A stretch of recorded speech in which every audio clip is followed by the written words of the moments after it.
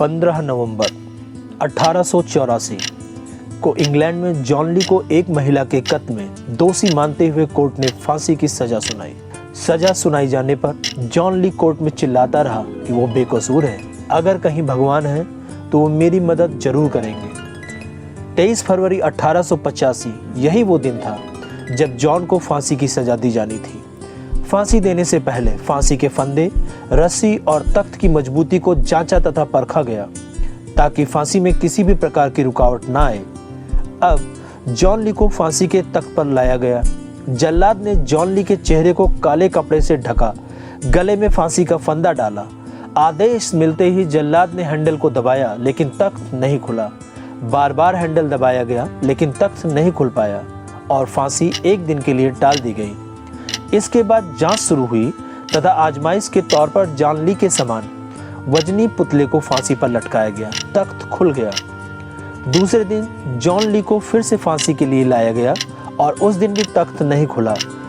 John खुशी से चिल्लाया कि हे ईश्वर, आप सर्वत्र हैं, निसंदेह आप मेरे साथ हैं।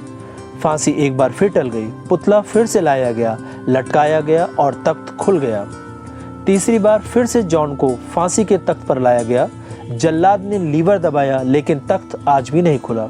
यह देख जल्लाद भावुक होकर हमेशा के लिए वहां से चला गया। मौजूद कर्मचारी हक्के बक्के रह गए। फांसी फिर से टल गई। केस अब हाई अथॉरिटी के हाथों में था। हर एक चीज की गहराई से जांच पड़ताल की गई कि आखिर एक शख्स का तीन बार फांसी से बच निकलना कैसे मुमकिन है। इतिहास में ऐसा कभी नहीं हुआ था, लेकिन जांच में कुछ नहीं मिला और मान लिया गया कि लॉक के अटक जाने से ऐसा होता रहा होगा। क्या जॉन ली को शूट किया जाना चाहिए? जज ने हर पहलू पर पूरी गंभीरता से विचार किया और माना कि जब जब जॉन को फांसी दी गई होगी तब तब वह पल पल हर पल मरा होगा। जज ने यह भी माना कि कानून ने जॉन को फांसी पर चढ़ाकर तीन बार मारा है। कानून भी ईश्वर के आगे नतमस्तक हो गया था और जॉन ली को छोड़ दिया गया। जॉन ली को लगाए गए उस फंदे को हमेशा के लिए उतार दिया गया और म्यूजियम में सुरक्षित रख दिया गया। ब्रिटिश कानून असफल रहा क्योंकि उन्हें ईश्वर की ताकत और जॉन ली के बेकसूर होने का आभास हो चुका था।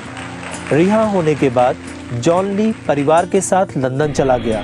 अक्सर लोगों द्वारा सवाल पूछे जाने पर जॉन ली यही कहता था कि फांसी के वक्त एक अद्भुत दिव्य प्रकाश की अनुभूति करता था।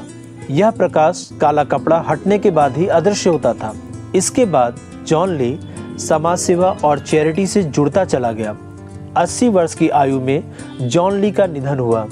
जॉन ली के खिलाफ पुलिस को प्राप्त हुए सारे झूठे साक्ष्य जो जॉन ली को फांसी तक ले गए थे, उसके ही दोस्त जोनाथन के षड्यंत्र का हिस्सा थे।